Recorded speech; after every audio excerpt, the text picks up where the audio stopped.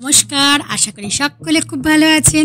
আজকে আমি পাঠ করে শোনাবো সম্রাট আকবর আর বীরবলের এক হাসির গল্প, সীমাহীন রাজ্য। সম্রাট আকবর একবার কোনো কারণে 3 মন্ত্রীর উপর ভয়ানক ক্ষেপে গেলেন। আদেশ করলেন, তোমরা অবিলম্বে আমার রাজ্য ছেড়ে চলে যাবে। যদি কোনোদিন তোমাদের দেখি, তার সঙ্গে সঙ্গে মৃত্যুদণ্ড দেওয়া হবে।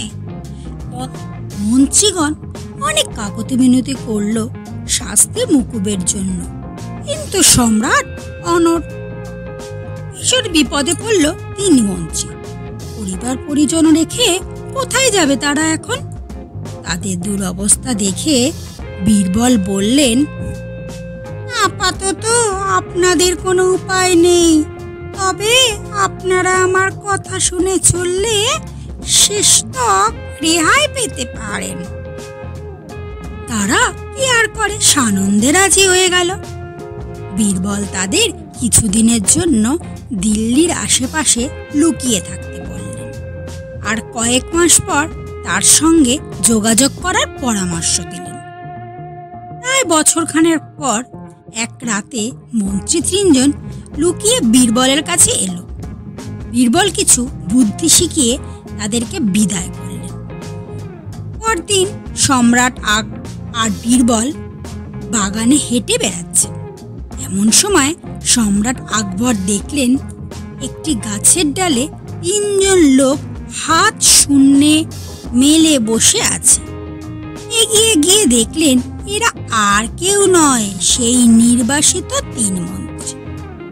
তিনি ক্রুদ্ধ হয়ে তাদের নিচে নেমে আসার নির্দেশ দিলেন এবং বললেন, তোমাদের এত বড় সাহস, আমার আদেশ অমান্য করেছ? এই মুহূর্তে তোমাদের প্রাণদণ্ড দেওয়া হবে। মন্ত্রী 3 জন হাঁটু গেড়ে সম্রাটের সামনে বসে পড়ে বলল, জাহাপনা, আমরা আপনার আদেশ অমান্য করিনি। আপনি নির্দেশ দেওয়ার পরপরই আমরা বেরিয়ে পড়ি।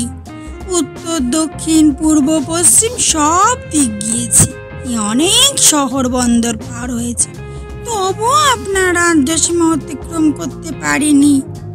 আমাদের মনে হয়েছে মহামান্য সম্রাটের রাজ্য সীমাহীন, তাই ঠিক করেছি আকাশে উড়াল দেব। গাছে উঠে শূন্য হাত বাড়িয়ে আমরা সেই চেষ্টাই করছিলাম। সম্রাট বুঝতে পারলেন এটা আসলে বীরবলের বুদ্ধি।